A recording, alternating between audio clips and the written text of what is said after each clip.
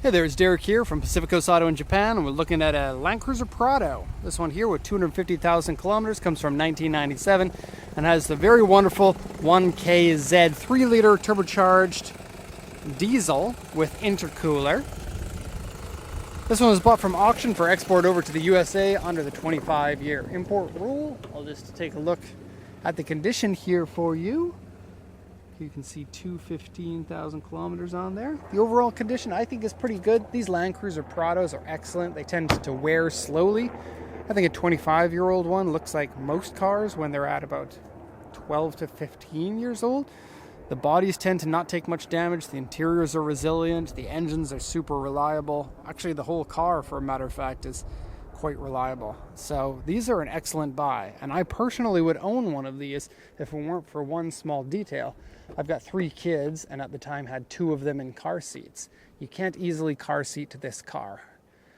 This one here is fine, but if you want to get into the back, you need to pull it forward. You pull it forward like that, you can't have car seats on that one when you pull it forward, and you don't necessarily want your kids in the car seats in the back seat like that, because it is far away from you as a parent. That is the sole reason why I don't currently own a 95 series, and instead I own a minivan with a 60-40 split in that seat, so you can get into the back.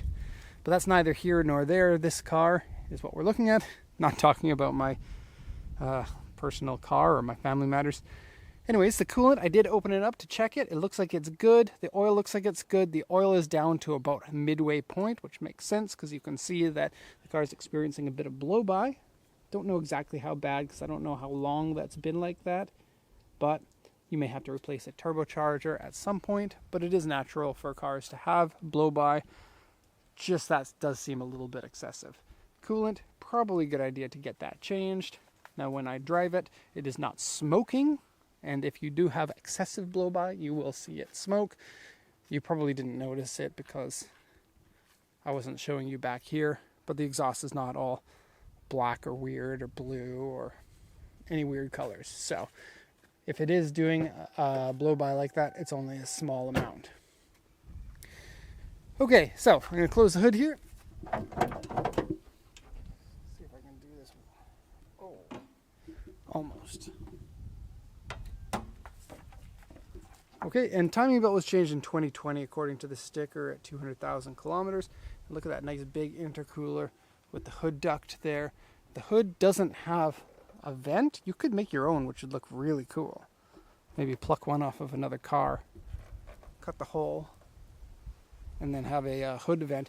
As it sits right now, that has these ducts through the front grille that feed through a hole in the hood there, and on this side too, that plumbs it through there for your top mount intercooler. But I think these trucks would look awesome with a hood scoop on them. They already look really awesome. And this one in particular, it's completely stock, but has this really great looking optional front bush bar with fog lights and 2 sets of fog lights too. You get your yellow ones and your white-ish ones. Okay, so let's go over the auction inspection sheet. I have to apologize. This one here is the original one that I plucked out of the car because the copy that I usually take, I forgot to print one off for this one. Okay, so 97 Land Cruiser Prado TX, diesel 4-wheel drive. You can get these in short wheelbase and in gasoline engines, but these diesel long wheelbase ones are the most popular ones. Octane grade 3.5, interior C, exterior C. Sales point 0, 1KZ engine, 8-seater. Bumper guard on the front, hitch member on the back. It also has a trailer hookup for the wiring, if that's what you like. Mileage is 215, 164 kilometers. Original 2-tone paint, comes with the owner's manual, and the timing belt was changed according to the sticker in 2020 May 17th at 200,479 kilometers. The report here says windshield rock chip, which is never really an issue. I honestly don't care about that at all. Interior scratched, dirty, and wear. I'd say it's pretty good. The seat is a little bit saggy. Speaking of which, seat saggy and stain. Body has some scratches on it. Underside surface rust and corrosion. Now, the underside actually looks really good. Have a look. And I couldn't find any corrosion on it. If these things are going to have corrosion, this seems to be the popular place right up here. And while there's some surface rust there, I don't see any corrosion. Everything on the underside looks good. And we can usually, we tend to recommend people not bid on cars with underside corrosion. If someone asks me, I'll say try to find one without that. But I think it's good here. We took a risk. It paid off. This one looks like a really good underside. And the body on it is all really good. It does say A2 in a few places. I couldn't really see anything that really shouts A2. For the most part, all of the scratches on it are mild. And nothing I would really worry about myself. So let's do it once around here. These are full-time four-wheel drive, not switchable. And they don't have a low gear ratio. Those are the kind of things you get with the regular Land Cruiser, not the Prado version, which is a bit more of a soft roader. But to be honest, you don't need all of that stuff for most people. And the Prado like this, it is just so cool, so capable. The four-wheel drive system is still really good. You're not going to be doing rock crawling in this, but if you wanted to, you could probably do pretty well. The overhangs front and rear are not bad. Has a decent amount of ride height, and these things look awesome when they're lifted.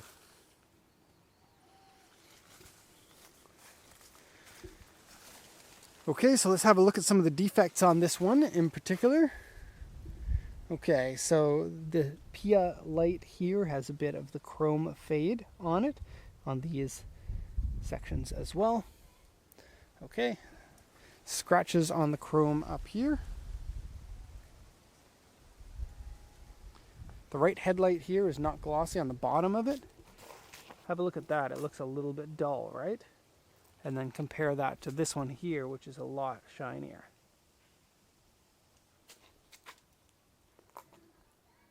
Okay. Front bush bar says Toyota there and Land Cruiser Prado there, so people know what you're driving. Has a fender mirror here for checking your visibility. It has two mirrors in one. This one here from the driver's seat shows you how close this side of the car is, and this one here shows you how close the front of the car is to whatever you're not going to hit. Has a bit of paint damage on the cowl here. The color is a little bit different, and there's little spots here of like peeling paint.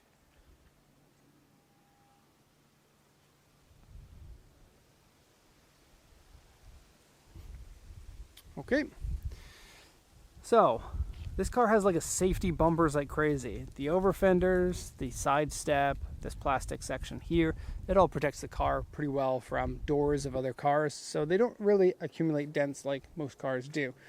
That said, there are some minor scuffs on the side of this, including a little bit right there.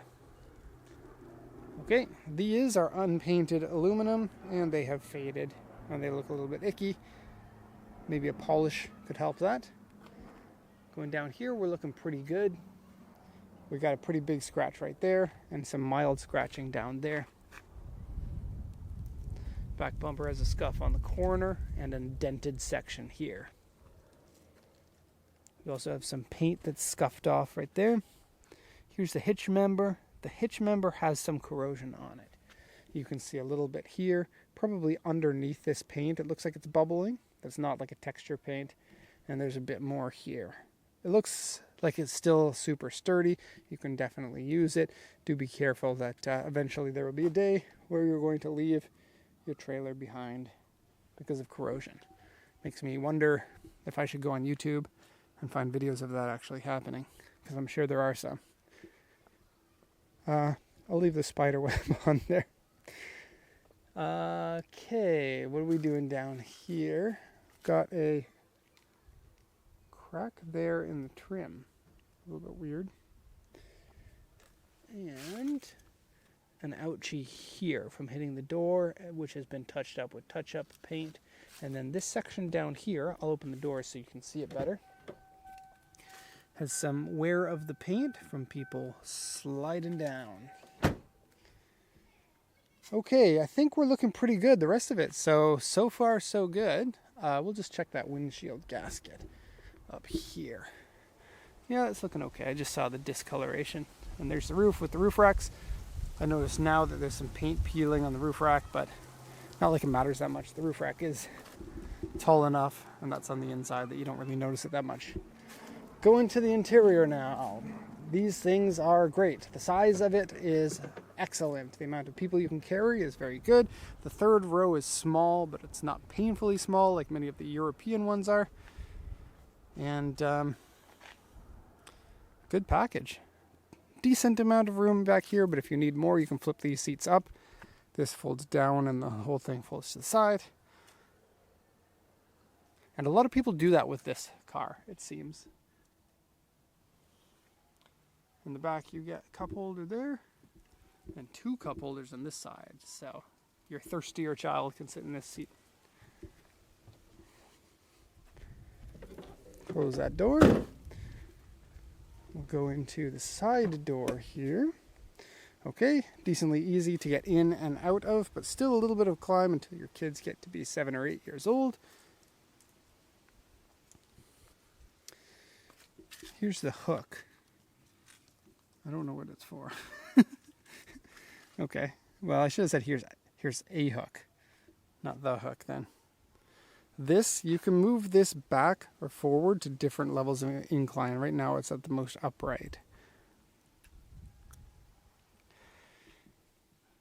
Rear heat, and then higher low, and warm or not as warm controls in the back there, and an ashtray. Headliner of this one has some scratches in it.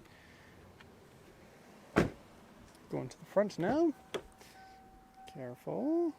And take that key out so it's not dinging. The key has tape on it. It looks like the original keyless entry section is broken and has come off. Seat. Generally good. Some sagginess right here. Also the seat belt has a torn section. Okay. Steering wheel has been worn smooth. It is still completely usable. Does not bother me at all. There's a gauge set there. Has this really cool computer here where you can set different parameters and check what it was over the last 12 hours. So you can, for example, see, I can't show you very easily. See that graph there? You can see what your speed was over the last 12 hours, or what your altitude was, or what the temperature was. Really cool if you're driving over a mountain, you're checking, oh, look, it got really cold at the top of the mountain. I don't know, sounds fun to me. Now, the previous owner had tons of clips. Let's count them. We'll play the clip game. 1, 2, 3, 4, 5, 6, 7, 8, 9, 10, 11, 12, 13, 14, 15, 16, 17, 18, 19, 20, 21, 22, 23, 24. 24 clips. That's a lot of clips. Has a broken section of the vent there. Foldable door mirrors work, that's no problem. Power steering makes a little bit of a sound.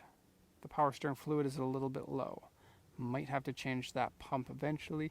As of now, it's not necessary, but once it starts making that sound, you've got something going on. Tape deck here. Lots of places for cigarette lighter adapters if you want. Ashtray. I don't know what's going on. The ashtray comes out. Like, the car came with the ashtray down there, and this plastic piece as well. It looks like one of the rails for the ashtray. Also, the lid for the cup holders here is broken off. I've seen that on probably 30% of these. And you have extra clips here that fold down if you want more cup holders. Okay, no weird smell in the interior of the car, so that's good. It's an analog clock, that's extra cool. Antenna up and down buttons. AC, and that works. What's in here? Oh, yes. Somebody's business card. Phone card or something from 2013. Wow. Cash members. Yes. Well, you can go through those. Those are fun. Okay. Well, that's basically it for this. So we'll wrap up the video. We're at 14 minutes. That's too long for these videos. Too long, Derek. That's the end of the video. If you enjoyed it, then say to yourself, I enjoyed that video. Not out loud. Just say it in your mind. That'll be all. Thank you so much for watching, and have a nice day.